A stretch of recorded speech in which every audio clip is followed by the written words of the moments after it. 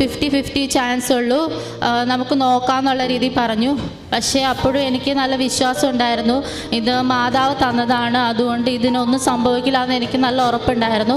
ഞാൻ നന്നായിട്ട് വിശ്വാസത്തോടു കൂടി തന്നെ പ്രാർത്ഥിച്ചു. അതുപോലെ ഞാൻ ഉടമ്പടി തൈലമൊക്കെ വീണ്ടും എൻ്റെ വയറിലൊക്കെ അപ്ലൈ ചെയ്ത് നന്നായിട്ട് പ്രാർത്ഥിച്ചു.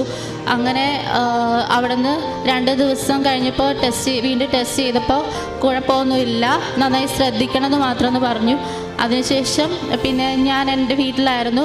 അങ്ങനെ കുഴപ്പമില്ലാതെ പ്രത്യേകിച്ച് വേറെ പ്രശ്നങ്ങളൊന്നുമില്ലാതെ 9 മാസവും അമ്മയുടെ ഒരു സംരക്ഷണം കൊണ്ട് എനിക്ക് വേറെ ഒരു കുഴപ്പങ്ങളും ഉണ്ടായില്ല.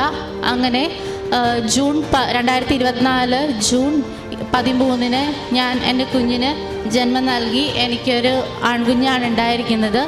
എനിക്ക് പൂർണ്ണമായിട്ടും വിശ്വാസമുണ്ട്, ഇത് എൻ്റെ കൃപാസന മാതാവ് തന്നതാണെന്ന് എനിക്ക് 100% വിശ്വാസമുണ്ട്.